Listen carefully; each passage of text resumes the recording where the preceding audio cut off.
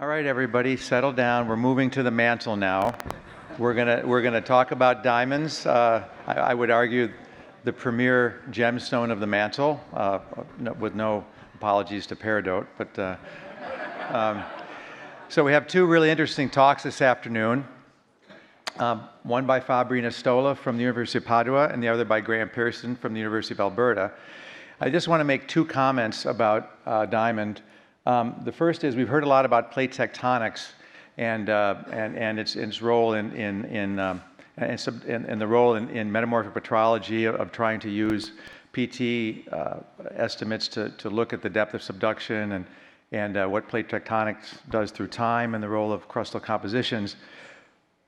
With the advent of the recognition of super deep diamonds as being from as far as the bottom of the transition zone, we now have an opportunity to look at the deepest parts of plate tectonics, where slabs go to die, the fate of very deep subduction, what happens with deep recycling beyond the arc part, the arc filter. So this is what we're going to hear about today, and it's a really exciting time for mineralogy. And I want to also say that the second point is that, to me, this is the emblematic of the best kind of mineralogy, where you have the very smallest samples and you try to take the most important information from those samples and extrapolate to the entire planet. If you went to another planet and you were handed from a rover a specimen that had come up from 400 to 700 kilometers, you would just go crazy to try to understand the history of the planet. And this is what nature has given us today in the type of specimens that we're going to hear about shortly. So without any further ado, I'll turn it over to Fabri, and we'll get started. Hey, thank you very much for this invitation. It's an honor for me today to be here, and and I hope that my talk will really remark the importance of diamonds in this moment and in this very exciting moment, not only for mineralogy, but I hope also for other fields. So let's go quickly. The big difference that who study diamonds immediately faces is the two big categories: lithospheric diamonds against sublithospheric diamonds, or what we call super deep diamonds. The idea is that today only 1% of all diamonds are sublithospheric, so super deep diamonds. My impression is that probably we are overlooking many super deep diamonds. So what we are trying also to understand at the moment is are really 1% or more? Because every year we continue to find out new super deep diamonds. And today I will show you an exact example of this. Okay, so, wrong.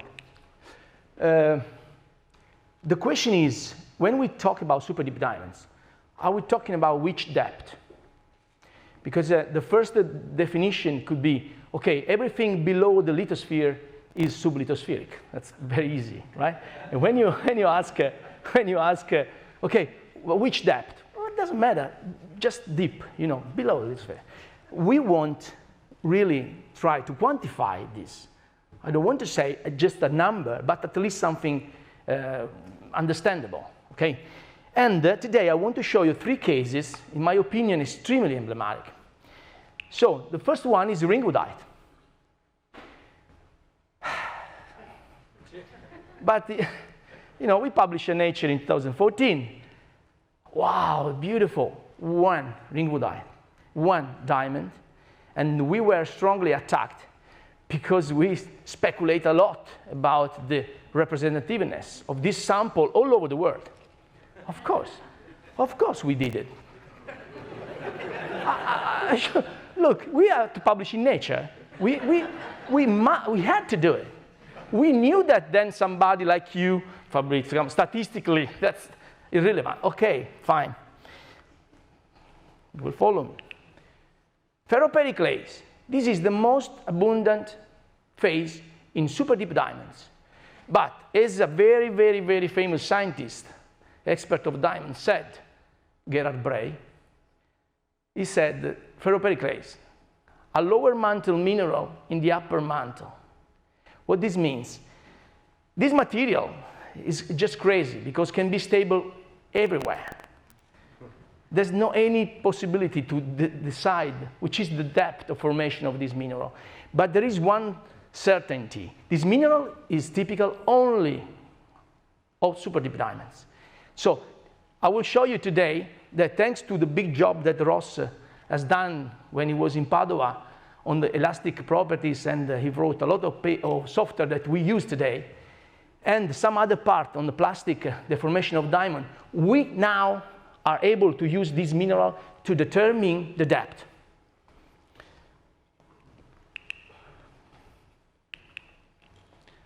Calcium silicate perovskite. I could not sleep for weeks.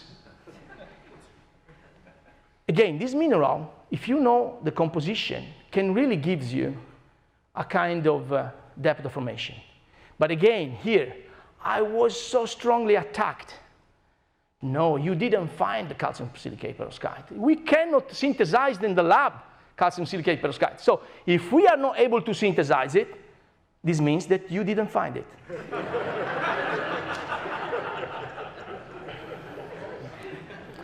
There's something wrong there. If I found it, you must do something to synthesize it. But my job is to demonstrate that we really have calcium silicate perovskite. That's true. And some colleagues gave me, thanks for that, very nice slides, because they found beautiful calcium silicate perovskite with data much better than mine. I will show you that. Okay, let's start. We want to understand if all I said here, so one single ringwoodite, ferropericlase, stable everywhere, one single calcium silicate perovskite can really be the minerals useful for determining the depth of formation of diamond. So, who knows? Let's see. Okay, you know this guy? This was the terrible material there, terrible. The diamond was very bad, $10. How much it cost that? Catastrophic material, difficult to be studied. The Raman spectra, low quality, diffraction. This was my job, it was perfect. Sorry about it. So, but the most important issue, the OH stretching. Just keep in mind, this is 300 centimeters by -1, more or less. Okay, so, in my opinion, we are, again I say, overlooking ringwoodites. Why? For this. This is at the moment under review in Nature. This beautiful diamond that my wife can forget. Sorry, 1.5 carats decolor, she can forget. Type IAB, nitrogen content 66 ppm, Karowi mine. This inclusion over here is this one. And surprise, the second ringwoodite. Not only in this same diamond, there is another one. 3. It's the triple number than 1. And the data are much better. Sorry again. And look at this. And look at this. 3,600. Okay, so it seems shifted. It's shifted. It's not shifted. Why it is shifted? Okay, this could be, somebody say, okay, maybe the pressure, as a function of pressure, you can increase we are talking about 300 centimeters -1 difference, too much. The idea is that, this later. I want to give you the surprise before. This could be, or as Kepler says, when the Raman peak OH shift a lot, could be much water. Much means more than 1%. Or simply, this is an octahedral substitution in the ringwoodite structure, and the 3,300 is the tetrahedral substitution. I don't know, but it doesn't matter now. What really matters is that in this same inclusion, we found enstatite, which should be the back transformation from bridgemanite, and ferropericlase all together in a big party. This is the first time that we found together in association, ringwoodite, ferropericlase, and bridgmanite. With the composition, this is, what is that? This should be oxygen. It's not much oxygen. I told you, let's not use the Mac with the Windows. So, and this is exactly the composition that we expect for the pyrolytic mantle. So, it seems there is no any ecologic component over here. Okay, you can tell me, yeah, the water comes from what? Somebody tells me the water is there since the first day of the Earth formation, so don't worry about it. The carbon, somebody says carbon is in the core. Or maybe the carbon is by subduction. Doesn't matter now. This diamond, for sure, sampled the pyrolytic mantle. But then, my PhD student, the first week of work, came to me with one diamond that I gave her. Okay, start to study some diamond. She came to me, Professore, I found this mineral in your diamond.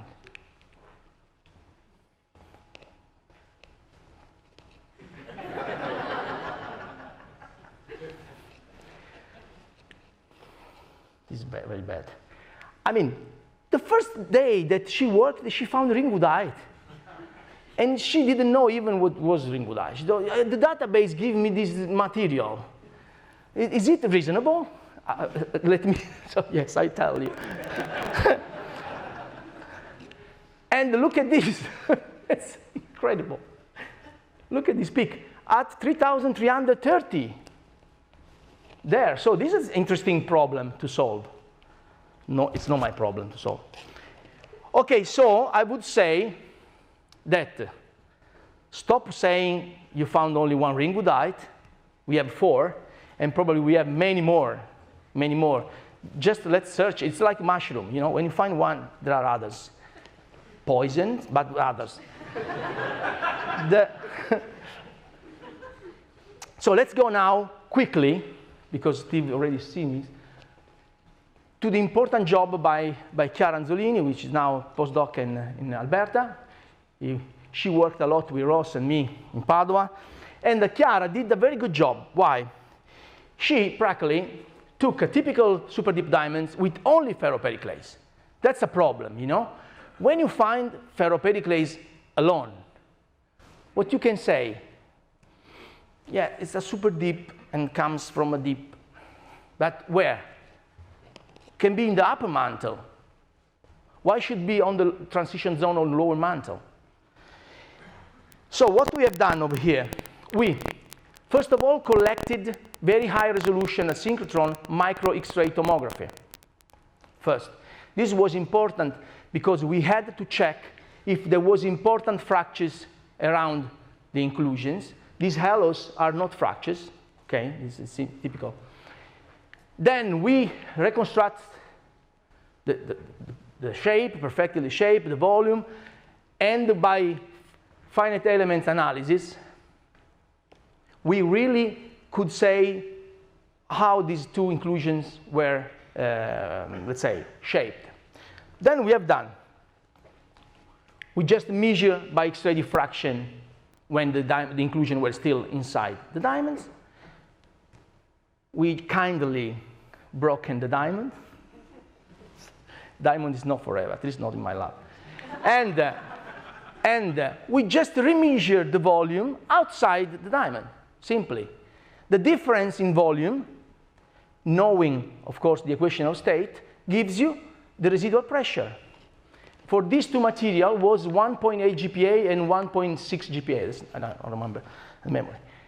And using now the elasticity theories developed in the last 5 years by Ross and with its softwares, and some other updates about the plastic model, because diamonds in super deep regime is not just elastic. So you must understand that diamonds behave plastically below 15.5 GPa of pressure and elastically above 15.5 GPa. So we had to put together this information, okay, for ferropericlase. And from this calculation, we got exactly this pressure. which is the minimum depth of formation, 15.7 GPa. This is the minimum depth. Why? Because actually, to be honest, we don't have any experimental data for plastic deformation of diamond at around 2000 Kelvin. Okay, so there's a problem in the model, but at least we can say which is the minimum pressure, which means transition zone at least. But we cannot exclude that this is even lower mantle. Okay, so we can apply now this model to any ferropericlase we find in diamonds. Okay, we provide, of course, you can download the software by Ross, you can download our data in this was published in Geology, and so everybody can calculate that find ferropericlase, but you need X-ray diffractometer. Come to Padua. Good. This is terrible material. Okay. This material, calcium silicate perovskite, cannot be quenched. If you want to see calcium silicate perovskite, you need to go to high pressure and high temperature and measure there, when you still are there, this material. As soon as you go to low temperature and low pressure, you get amorphous, so glass, calcium silicate glass. Okay, that's important, glass. There's another important point. This beautiful inclusion here, the white one, colorless. This is very important. Colorless. If you find calcium, titanium, perovskite, I mean, if you find the Raman spectra of calcium, titanium, perovskite, done on a colorless inclusion, it's no calcium, titanium, perovskite. It's calcium silicate perovskite. You'll see now that. Okay, so this is the inclusion, much better now. Huge inclusion, okay. Small. And that's very important, you see. All this part is calcium silicate, and all these brighter parts are calcium titanium, the perovskite, normal perovskite. You have some typical map. Now, what we found? We found that every time you move from titanium to silicon, nothing changed in terms of Raman spectra. Okay, that's very important. How can be this? Who wants to attack me told me, it's very easy. This is the surface, you measure the Raman spectra here, on titanium, you move here, you continue to measure titanium because maybe the titanium is over here. Yeah, but if you have titanium over here, you should measure, if this is amorphous, you should measure the Raman spectra of calcium silicate glass, which is a beautiful spectra actually. It's not like a diffraction, that when you have an amorphous material, you don't see any signal. Raman works very well even on amorphous material. If you have calcium silicate glass, you get the Raman spectra of the glass that I didn't get it. Look, but I said, okay, let's do something different. Let's use a different technique, electron backscatter diffraction, EBSD. EBSD, you know, it's a superficial technique. Sorry for my Italian English. Superficial, it's fine. What means superficial? Means 10 nanometers only. All we get is the contribution from these 10 nanometers. And when you move from here to here, the EBSD spectra, the same. With some small difference. Small difference. What?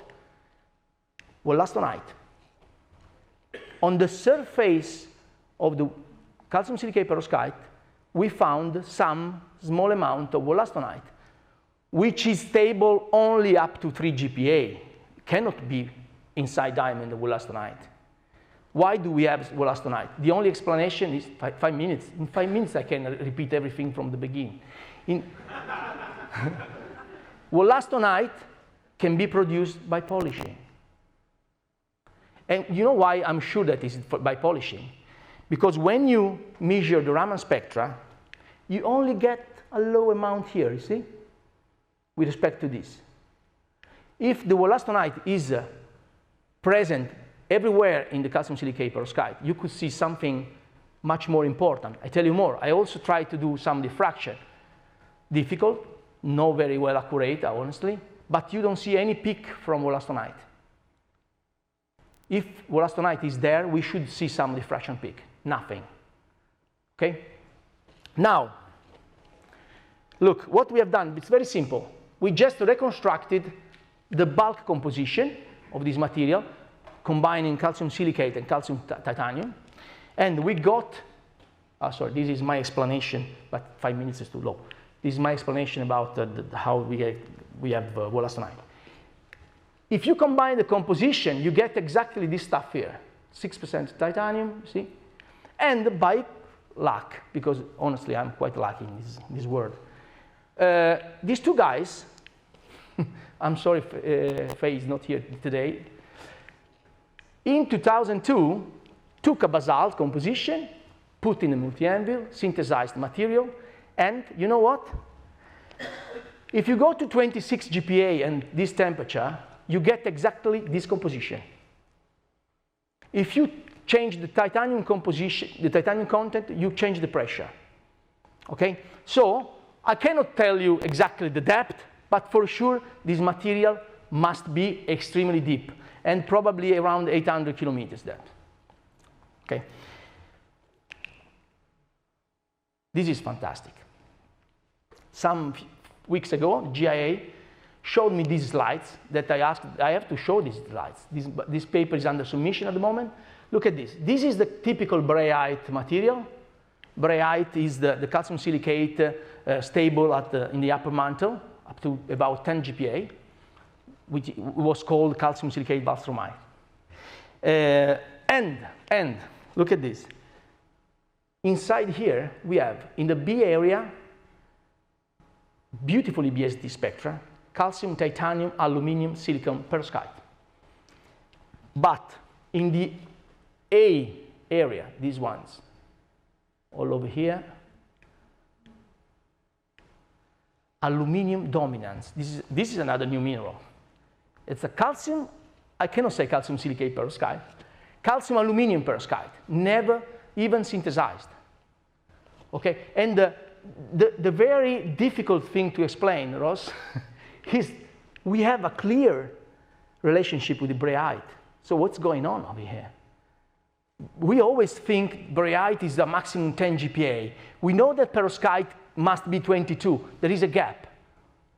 And the gap, my idea is very simple. The idea is that we based our stability fields on a pure system. Gasparic, 1994, synthesized the calcium silicate pure system. And with that pure system, he got perovskite at only 15 GPa. As soon as you put some titanium, you go to 22. So probably even braeite is not stable at 10 GPa because braeite in nature has not pure calcium silicon, right? Okay, so just I go the end. These exist. Calcium silicate perovskite or calcium aluminum perovskite exist. The last thing, blue diamond. Go. Blue diamonds. Again, they're attacked again. Why? Are you sure that are so deep, blue diamonds? Boron, deep boron? No, it cannot be. And they wrote a comment in Nature saying, probably some of your diamonds are not deep. And we replied to this comment in Nature just 2 weeks ago, 1 week ago. And you know what we have done? Sorry, this is $25 million. Simple, one of these, in my lab, it's one of these blue diamonds, we couldn't publish it in Nature in August 2018 because we didn't have the Chiara Anzolini paper published in Geology. We just applied the same model of Chiara, one of these ferropericlase, and surprise, 1.8 GPa the internal pressure, which gives exactly 15 GPa. So these blue diamonds are definitively deep. I finished.